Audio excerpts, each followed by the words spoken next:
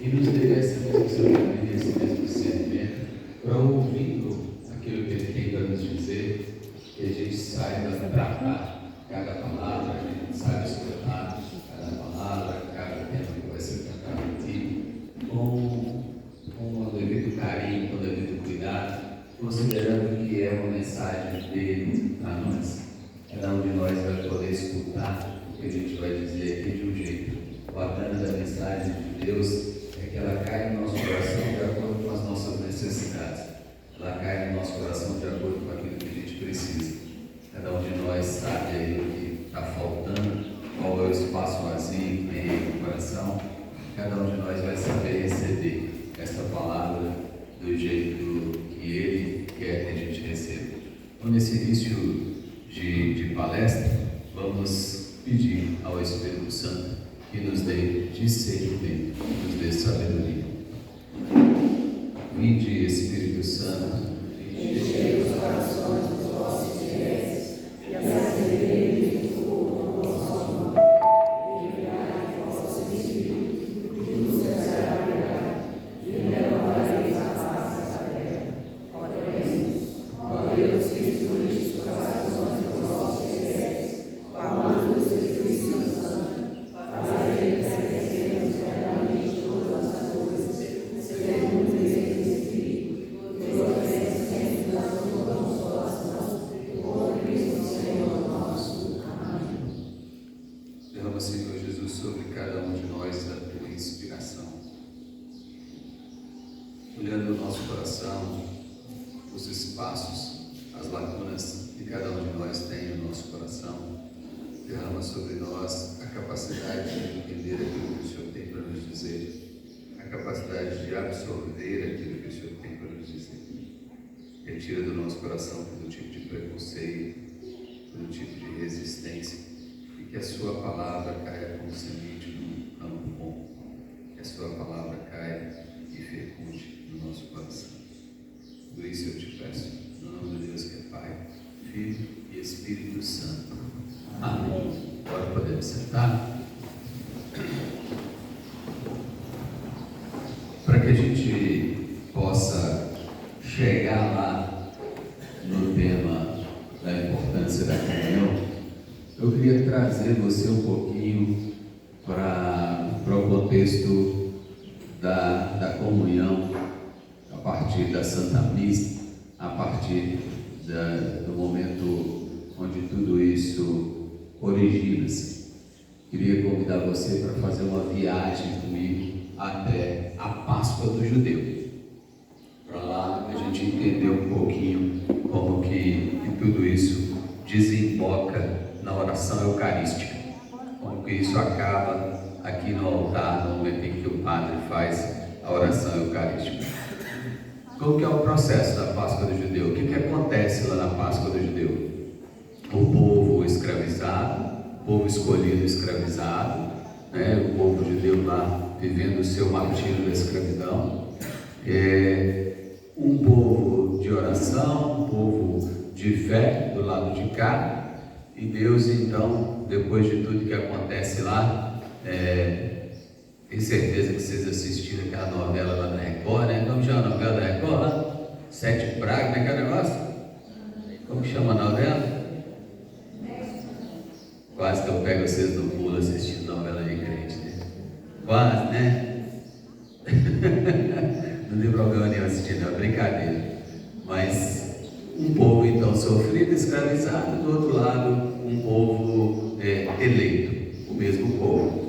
Deus então fala para ele: olha, vou libertar vocês. Como que vai se dar esse processo da libertação? O dia da libertação, né? O processo da libertação é um processo um pouco mais complexo para a gente falar, mais longo, mas o dia dessa libertação, como é que vai ser? Então, Deus manda um anjo para dar as instruções para esse dia especificamente. Então, eles vão escolher lá um cordeiro, novinho, sem manchas, todo puro, novo mesmo, e esse cordeiro então vai ser sacrificado e as famílias vão comer esse cordeiro. Se sobrar da sua família, você leva para outra família, mas não pode jogar fora nada. Todo mundo tem que comer e ninguém pode ficar sem. Todo mundo tem que fazer parte desta refeição. E o sangue desse cordeiro, você vai fazer uma marca no portal da sua casa. Então aqui 2 temas que eu acho que são fundamentais, 3 temas que eu acho que são fundamentais, a gente já ir encaminhando. Primeiro, essa cena não acontece dentro do templo. Essa cena acontece na casa. Essa cena acontece como protagonista a família. Cada família tem que pegar o seu cordeiro, sacrificar, fazer a alimentação com esse cordeiro e marcar a sua casa, ou seja, a casa e a família, mais até do que o templo.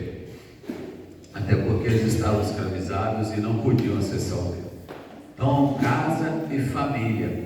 E por último, o sacrifício do cordeiro. O cordeiro sacrificado, que a partir do seu sangue marca a porta de entrada de cada casa. Então, o que vai acontecer naquele momento, depois que isso tudo acontece, a refeição é feita, cada família faz a sua alimentação, marca então a porta da casa com o sangue. Vem o anjo à noite e aquela porta que não tem a marca com sangue, as pessoas são mortas, né? E aqueles que têm a marca do sangue do cordeiro são libertados. Esse início começa aqui e daqui vai para a travessia do Mar Vermelho, que é efetivamente a libertação, efetivamente o tempo da libertação. Então, a partir do momento em que eles atravessam o mar, o povo eleito, que estava subjugado, que estava escravizado, a partir do sacrifício do cordeiro, da alimentação em família e da marcação com o seu sangue, a partir desse momento esse povo escolhido atravessa o mar e então fica livre da escravidão. Essa é a Páscoa do judeu. E como que o judeu comemora essa Páscoa? Bom dia, tudo bem?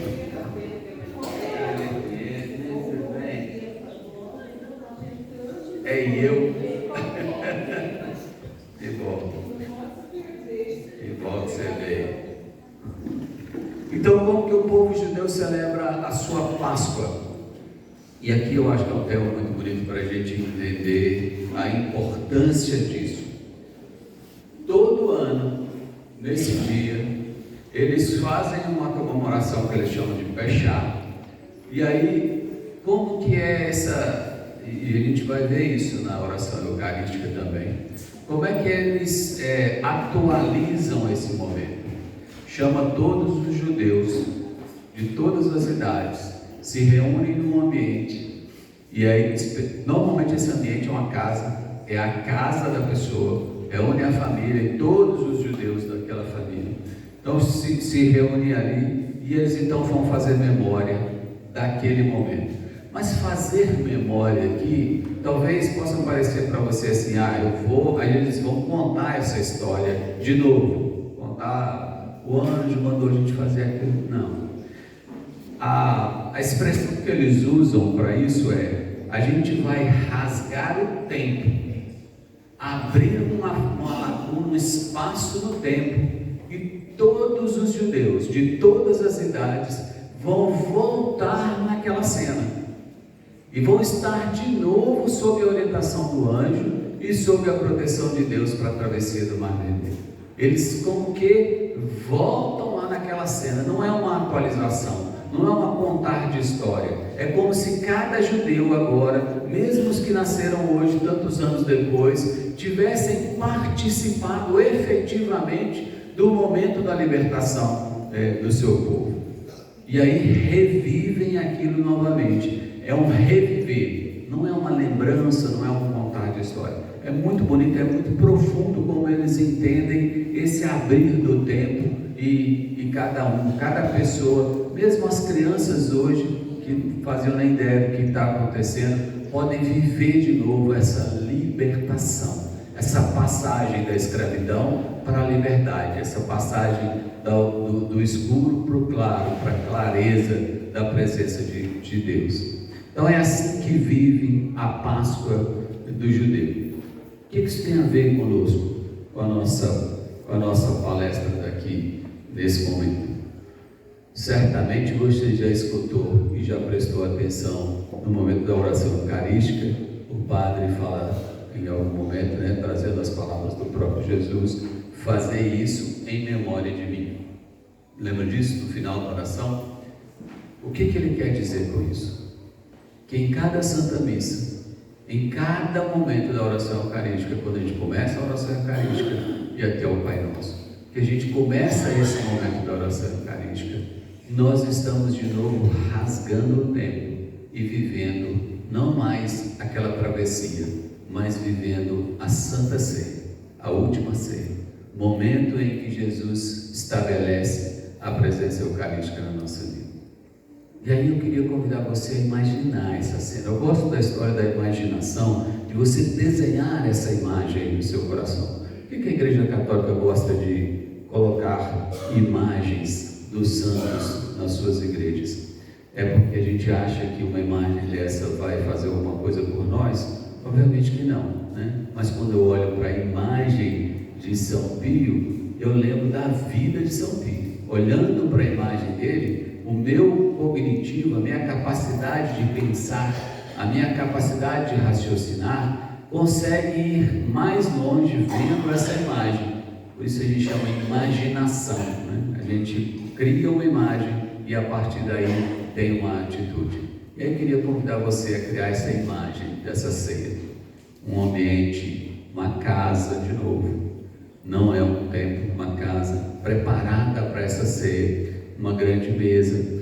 Jerusalém naquele momento lotada de peregrino para todo lado, porque era a Páscoa do judeu. Era o momento da Páscoa do judeu. Ali sentado à mesa, 11 pessoas mais Jesus, e aí Jesus tem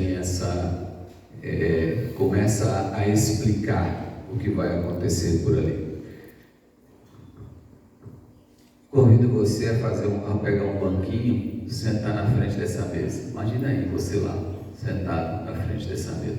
Eu gosto sempre de me colocar, só que eu escuto, eu gosto de me colocar na figura de João. Por que eu gosto de pensar que eu sou João lá naquela cena? Porque ele é que põe a cabeça no ombro de Jesus, né, para fazer umas perguntinhas de vez em quando, está lá mais pertinho, encosta a cabeça lá no ombro de Jesus. Então eu gosto de pensar que eu sou João, para ficar lá sentindo o quentinho do ombro de Jesus. E aí, lá naquela cena, Jesus, antes até de instituir a Eucaristia, qual que é a cena que ele faz? Se lembram? Cena importante da Semana Santa. Ele se levanta e fala: me dá uma toalha, amarra a toalha na sua cintura e lava os pés daqueles 11. Então isso faz parte da instituição da Eucaristia. Não dá para você separar isso, essa história do serviço do restante. Então ele se levanta, lava o pé de um por um, depois anuncia o que vai acontecer consigo a partir do partir do pão e da presença de novo do cálice com o vinho.